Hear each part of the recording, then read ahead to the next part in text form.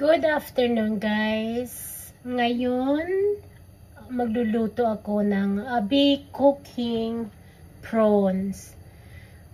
Okay guys, just be with me. Enjoy watching.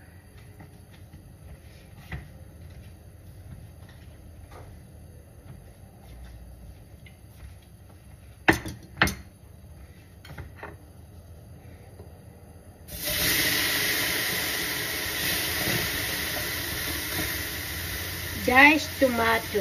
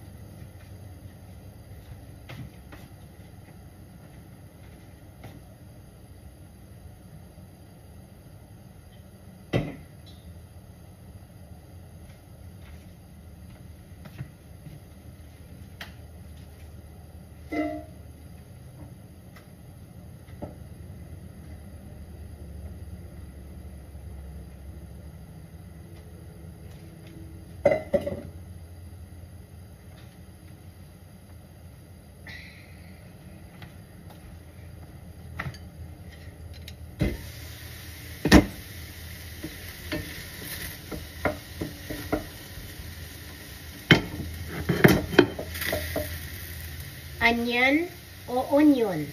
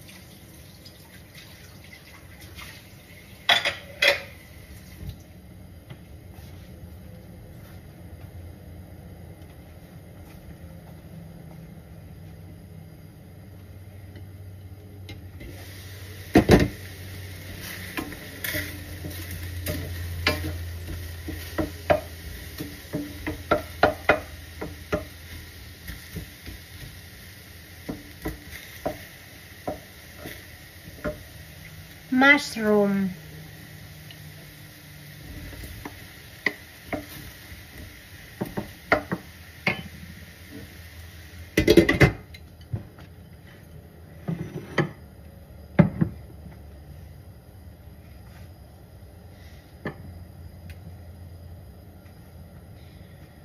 So this is the chili pickle I'll make.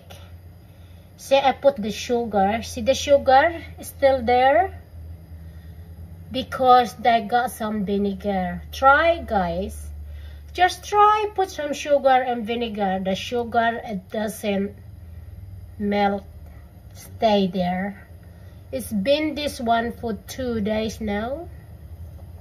It's still there, the sugar. Then when you eat the chili, or you can cook it for cooking, can use for cooking, it doesn't really hot.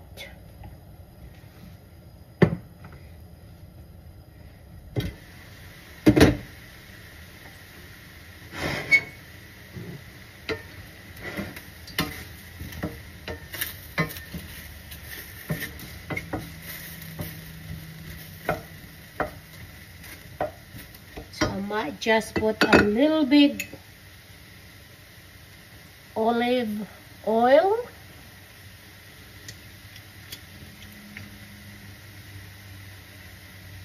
Because I did not put much before, because just a little bit I put. It's empty. That's why I said that just a little bit.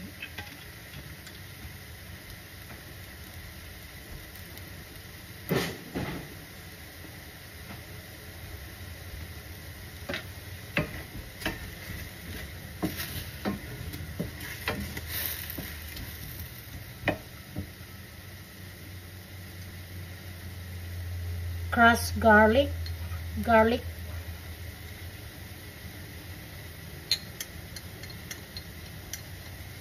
and the ginger.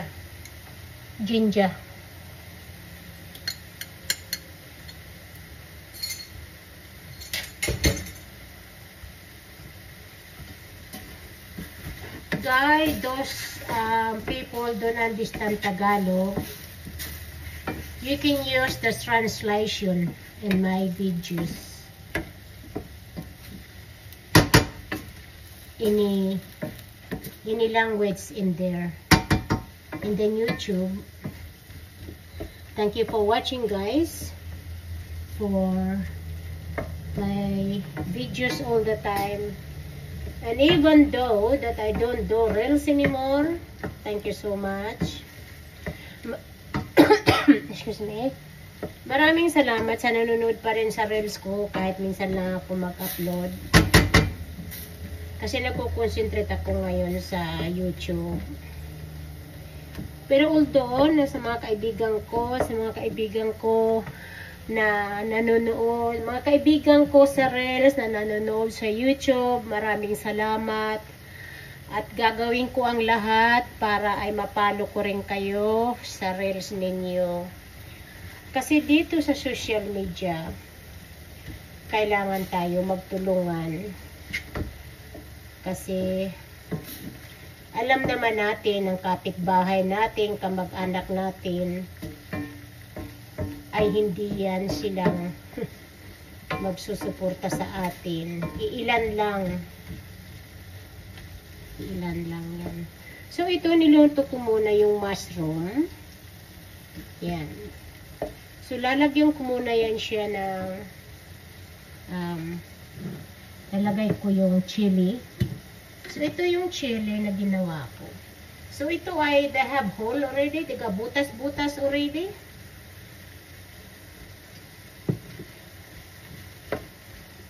So there's not really chili anymore. It's not hot because it's been have pickle.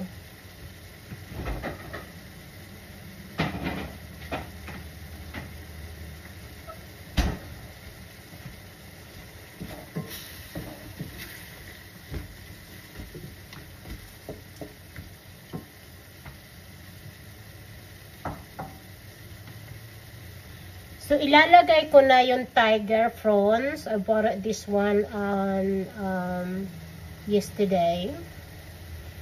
So, you have to wash first before you put it. Let everyone know anyhow we have to wash it. So, this is the tiger prawn.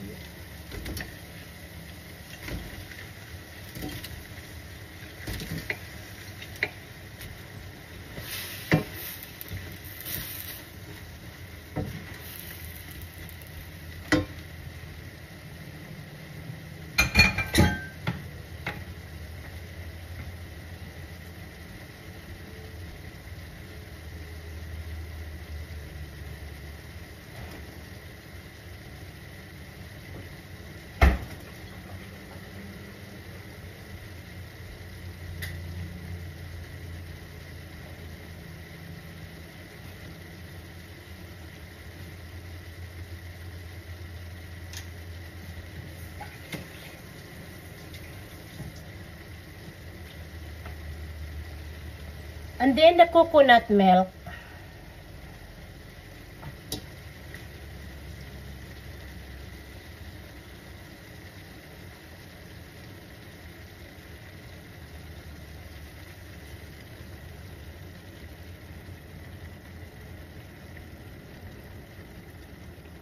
So you just estimate and tansahin na lang ninyo kung ilan ang coconut na ilalagay nyo. Pero ako, kalahati nito, ayos na ito kasi malaki naman yan. It's a half container only ayos. I think it's enough to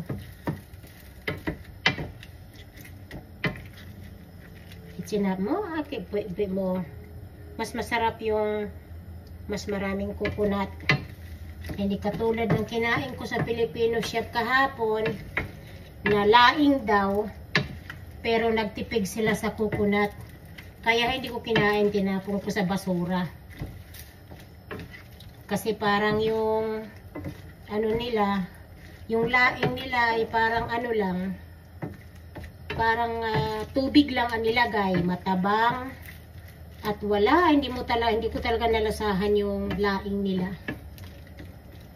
Pag nagluto kayo ng laing, nagluto kayo ng coconut, ginataan, kailangan malasahan yung gata, ganun yun. Sobrang naman napakatipid yun, pagkatapos napakamahal pa. Kaya di na bali, tinapon ko lang yun, di ko kinain.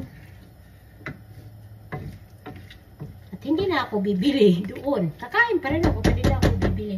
So, yan ang coconut pa. Pwede ko pang dagdagan yan mamaya kung kulangin.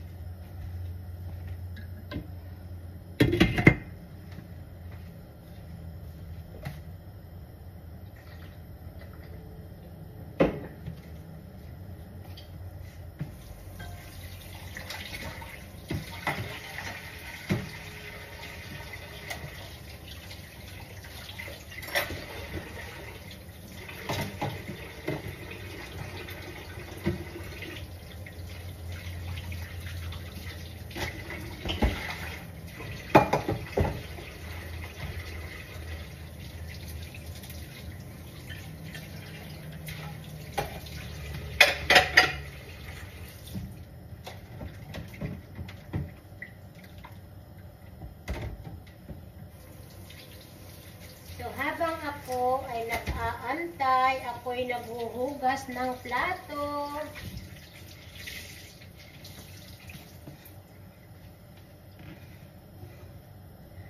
While I'm waiting for my cooking, I do cleaning. So, it doesn't, because you know, sometimes when you do cleaning, they got splash there. So, keep it clean, your kitchen. I think just because I'm a cleaner. So always want clean, clean, clean. I'm a brick cleaner.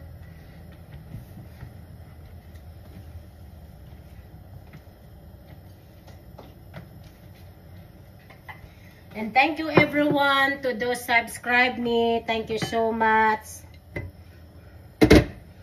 Papasalamat ako sa marami nagsasubscribe sa akin. Kasi alam nyo talaga, simula na ako, nasa social media ako, hindi pa ako nakatikim ng sinahod ko. Sumahod ako sa Reels, hindi pa ako nakatikim na ginastos ko. Iyon ay pinandagdag ko lang sa pinamigay ko sa mga abangers sa Pilipinas, mga angel ko. Kasi yan ang goals ko. That is my goals. Kung ano man yung ibibigay sa akin ng YouTube o sa Facebook, ay iyan ay ipinamibigay ko lang at tinadagdagan ko.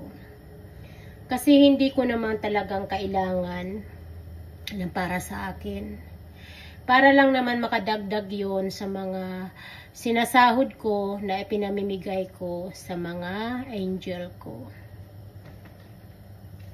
Kahit kunting tulong ay makatulong ako. Kasi alam nyo, ako ay mahirap na tao noon. Di ko naman sinasabi nga ngayon ay, ayan, ganda na yung ano, kasi maraming gata. Di ko naman sinasabi ay ako'y mayaman ngayon. Ako lang ay nakakahinga lang. Na hindi ko na pinoproblema ang kakainin namin araw-araw. Hindi ko na poproblemahin kung anong lulutuin. Noon hindi ako nakakapunta sa restaurant. Ngayon, araw-araw na sa restaurant na lang ako. Itong pagluluto ko, once a blue moon lang yan. Paminsan-minsan lang yan. Right guys?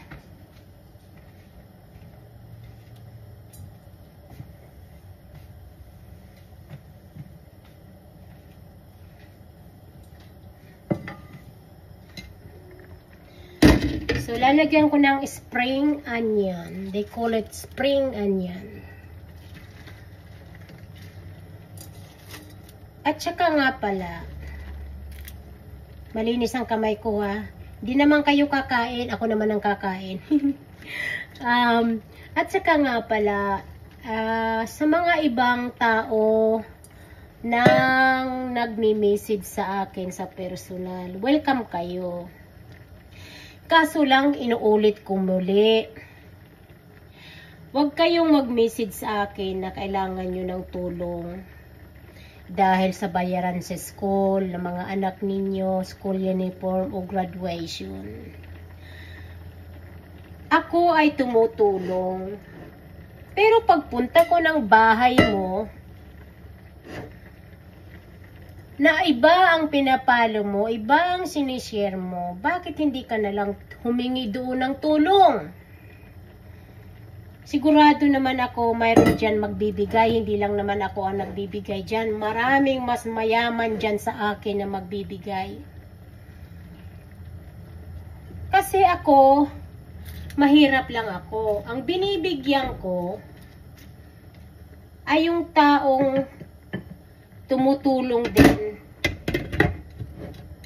sa Reels ko at YouTube ko. So, kasi unfair naman kung bibigyan kita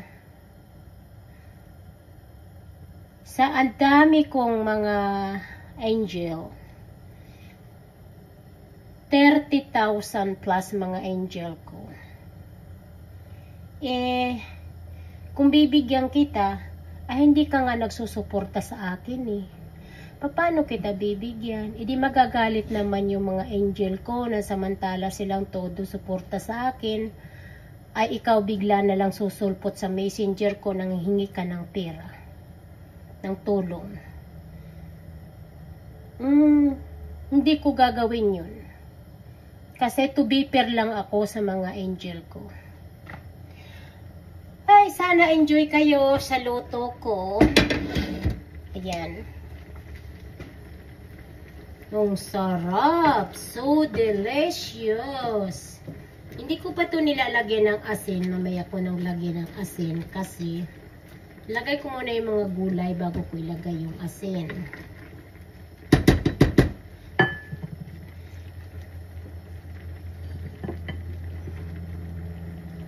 At pakitapos naman ng mga videos, mga angel, kapag nanonood kayo, kasi nalalaman nyo ng IT ko at saka ako. Wow, ang sarap. Sana magutom kayo.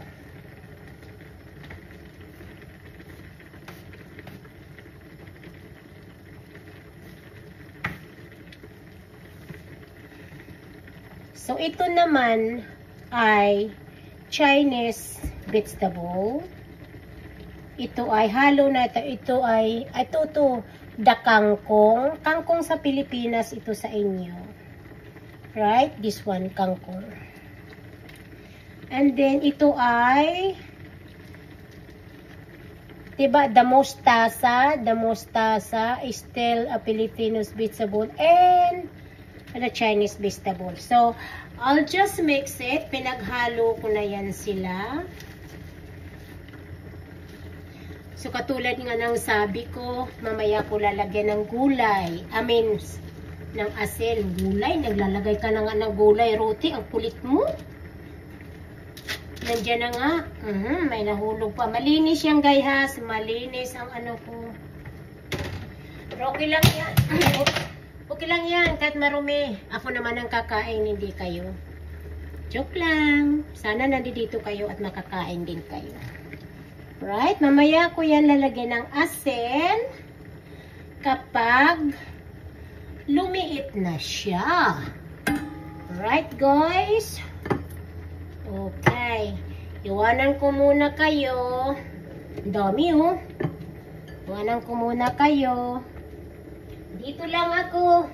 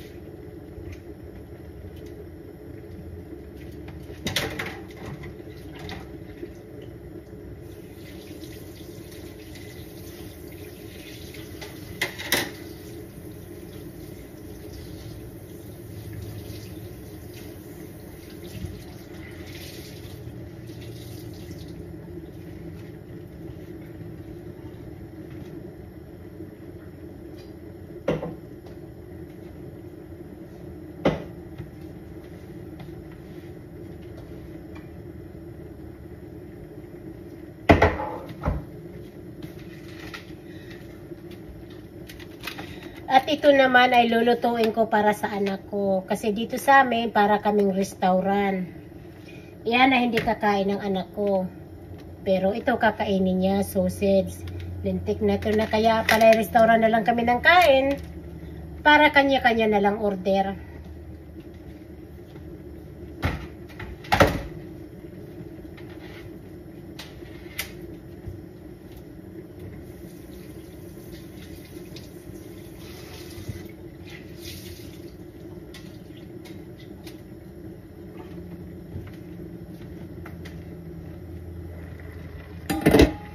Ayan. Teka muna. Medyo mainit-init na yung hahawakan ko. Sarap. Sana magutom kayo.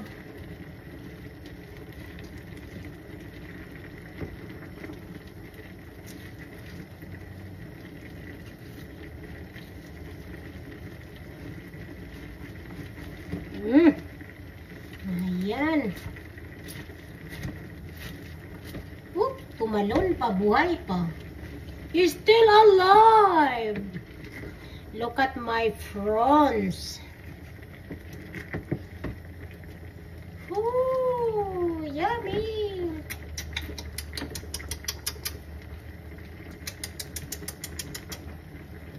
Sarap. Yummy. Yummy.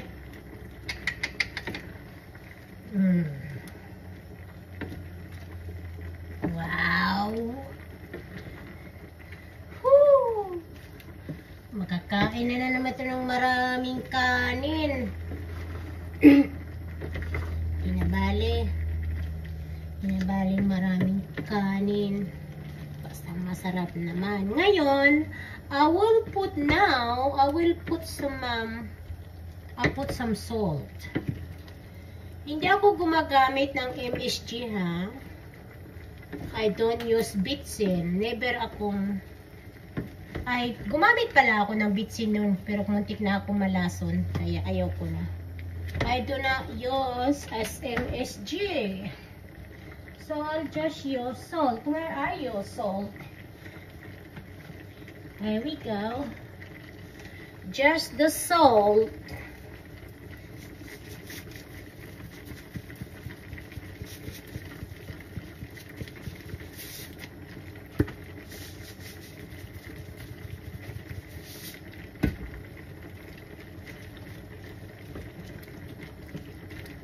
Okay.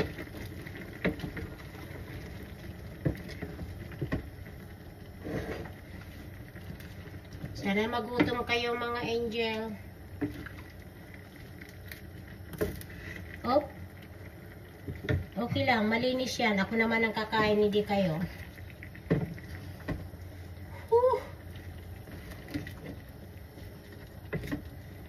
And then I'm gonna try, see if it's the salt okay.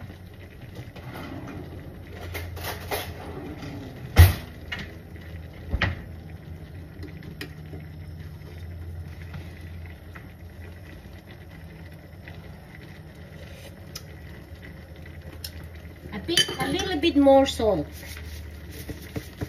A little bit more salt and it should be okay.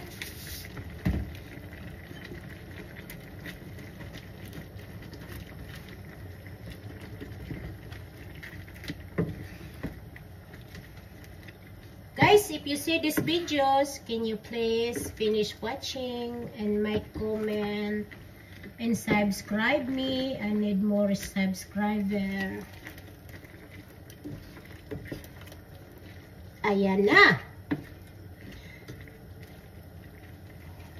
Ano, nagutom kayo?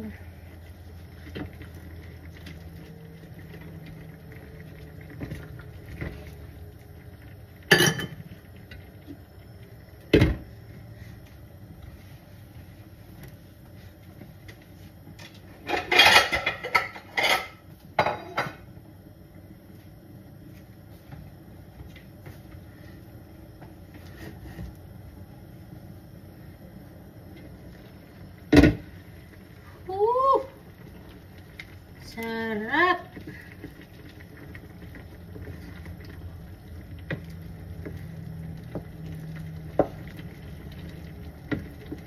So, ayan guys, meron na kayong pwedeng i-remix.